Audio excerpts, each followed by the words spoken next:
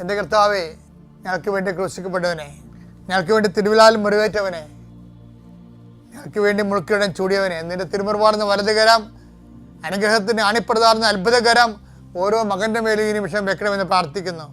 കർത്താവേ, അങ്ങയുടെ മക്കൾ കയ്യിലെടുത്ത് വെച്ചിരിക്കുന്ന ഓരോ കാര്യങ്ങൾ, അവർക്ക് വേണ്ടി അവർക്ക് അടുത്തില്ലെങ്കിൽ അവർക്ക് വേണ്ടി മാതാപിതാക്കന്മാർ എടുത്ത് പോയി കയ്യിൽ വെച്ചിരിക്കുന്ന സാധനങ്ങൾ ഇപ്പോൾ ആശീർവദിക്കണമെന്ന് പ്രാർത്ഥിക്കുന്നു. കർത്താവേ, എൻ്റെ കർത്താവിൻ്റെ ഉന്നതമായ നാമത്തിൽ 39 വർഷം ഞാൻ അർപ്പിച്ച കൃപാനയുടെ യോഗ്യതയാൽ കൃപാസ്ഥാനത്താരെ ജീവനോടെ പ്രത്യക്ഷപ്പെട്ട പരിശുദ്ധ അമ്മയുടെ മാധ്യസ്ഥത്തിലെ ഞാൻ നിങ്ങളുടെ ഉപകരണങ്ങളെ ആശീർവദിക്കുന്നു.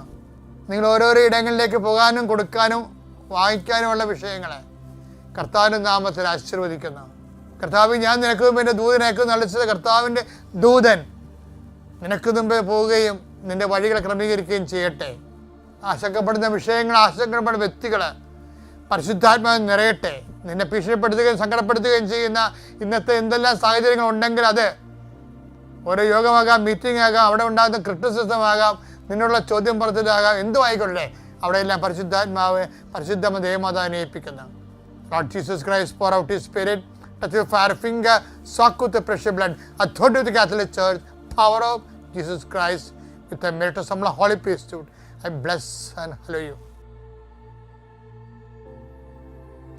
എനിക്ക് ബൈബിൾ ഇഷ്ടപ്പെട്ടൊരു വാക്ക് എന്നാണ്, സന്ദർശനത്തിൻ്റെ സമയമെന്ന് പറയും. കർത്താവ് ഓശാന പാടി എതിരേറ്റ് വിജയശ്രീലാളിതനായിട്ട് ജെറുസലേമിലേക്ക് രാജ്യക്ക് പ്രവേശനം നൽകി കഴിഞ്ഞതിന് ശേഷം ആൻറ്റി ക്ലൈമാക്സ് അടിക്കും. എന്താണ്? വാവിട്ട് കരയും. ഭയങ്കര രസമല്ലേ അത്? അതായത് ജനലക്ഷങ്ങൾ അകമ്പടിയോടുകൂടി ജനങ്ങളുടെ കൂടെ പട്ടണത്തിൽ പ്രവേശിച്ചിട്ട് അവൻ പൊട്ടിച്ചിരിച്ചെന്ന് പറയുന്നതിന് പകരം ബൈബിൾ പറയും അവൻ പൊട്ടിക്കരഞ്ഞെന്ന് പറയും. എന്താ കാര്യം? ഒറ്റ കാര്യങ്ങളൊക്കെ അറിഞ്ഞതാണ്. ഒറ്റ കാര്യം എന്താണത്? സന്ദർശനത്തിൻ്റെ സമയം അറിഞ്ഞില്ല. ലൂക്ക 19:42 സമാധാനത്തിനുള്ള മാർഗങ്ങൾ, സമാധാനത്തിന്റെ മാർഗങ്ങൾ ഈ ദിവസത്തിലെങ്കിലും നീ അറിഞ്ഞിരുന്നെങ്കിൽ എന്നാൽ അവ ഇപ്പോൾ നിന്റെ ദൃഷ്ടിയിൽ നിന്ന് മറയ്ക്കപ്പെട്ടിരിക്കുന്നു. ഇപ്പോൾ ഇതാ നിന്റെ ദൃഷ്ടിയിൽ നിന്ന് മറച്ചു വെച്ചിരിക്കണെന്ന്. ഇപ്പൊ സമാധാനത്തിന്റെ മാർഗം എന്താ ശരിക്കും പറഞ്ഞ? അനുതാപത്തിന്റെ മാർഗങ്ങളാണ്. സമാധാനത്തിന് മാർഗം എന്ന് പറഞ്ഞാൽ എന്താണ്? ബൈബിളിൽ സമാധാനം വരണത് അനുതാപത്തിലൂടെയാണ്. ദൈവമായിട്ട് നമ്മൾ നിരപ്പാകണത് അനുതാപത്തിലൂടെയാണ്. അപ്പം അനുതാപത്തിലുള്ള മാർഗങ്ങൾ നിന്റെ മുമ്പിൽ നിന്ന് ദൈവം മറച്ചു വെച്ചിരിക്കുന്നു. ചില ആൾക്കാരൊക്കെ എങ്ങനെയാണെന്ന് അറിയാം, ഉള്ള പോക്കത്തരങ്ങളെല്ലാം ജീവിതത്തിൽ കാണിക്കും. എന്നിട്ടും മറ്റുള്ളവർ പറയും ഇത് ഭയങ്കര പ്രാർത്ഥനയായിരിക്കും. എന്നിട്ട് ദൈവം നമ്മുടെ പ്രാർത്ഥന കേട്ട് പിന്നെ ദൈവത്തെക്കുറിച്ച് തന്നെ ഇവർ സംസാരിച്ചുകൊണ്ടിരിക്കും. പക്ഷെ കൈയിരിപ്പ് മുഴുവനും ഒന്നെങ്കിൽ ടാക്സ് വെട്ടിപ്പ്, അല്ലെങ്കിൽ സഹോദരന്മാർക്ക് കൊടുക്കാനുള്ള വസ്തു കൊടുക്കാതിരിക്കുക, അല്ലെന്നുണ്ടെങ്കിൽ തൊഴിലാളിക്ക് കൂലി കൊടുക്കാതിരിക്കുക, അല്ലെങ്കിൽ മറ്റു തരത്തിലുള്ള ദൈവത്തെ നിരക്കാത്ത എന്തെങ്കിലും ജീവിത രീതികൾ. പക്ഷെ നമ്മൾ പറയും ദൈവം നമ്മൾ അനുഗ്രഹിക്കുന്നുണ്ടെന്ന് പറയുന്നിട്ട് നമ്മൾ മിഠികളുടെ സ്വർഗത്തിൽ ജീവിക്കും. മിഠികളുടെ സ്വർഗത്തിൽ അങ്ങനെ കുറേ ആൾക്കാർ ഞാൻ കണ്ടിട്ടുണ്ട് എൻ്റെ ജീവിതത്തിൽ. അപ്പം എന്താ സംഭവം എന്ന് പറയണത്? ഇവർക്ക് അനുതാപം കൊടുക്കത്തില്ല ഒരിക്കലും. അനുതാപത്തെക്കുറിച്ച് അവർ സംസാരിക്കുന്നത് കാര്യം എന്തല്ല, അവർ ഓക്കെയാണെന്ന് അവർ സ്വന്തമായിട്ട് പ്രഖ്യാപിച്ചു കഴിഞ്ഞു.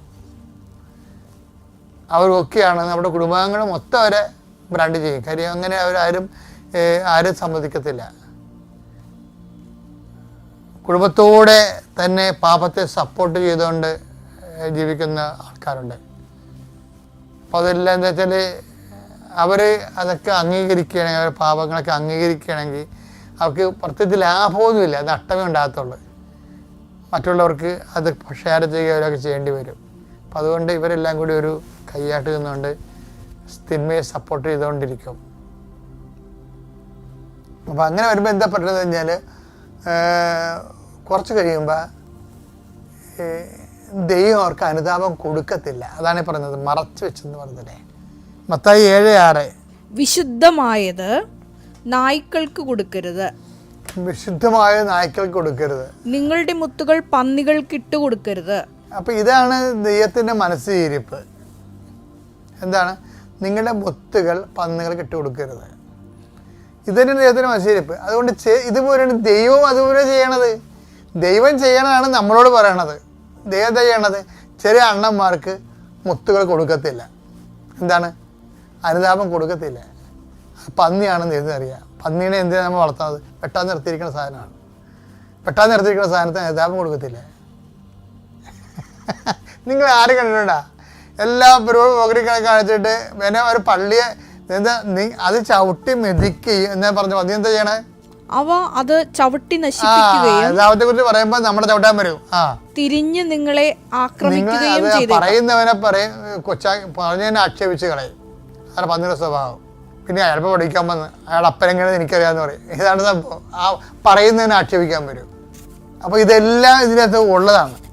പക്ഷേ ദൈവസ്നേഹമുള്ളവരാണെങ്കിൽ നമ്മളെ ആക്രമിച്ചാലും ശരി, പറയാനുള്ളത് നമ്മൾ പറയും. എന്താ കാര്യം? നമ്മൾ പറയണത് നമുക്ക് വേണ്ടിയല്ല, ദൈവത്തിന് വേണ്ടിയാണ് പറയണത്.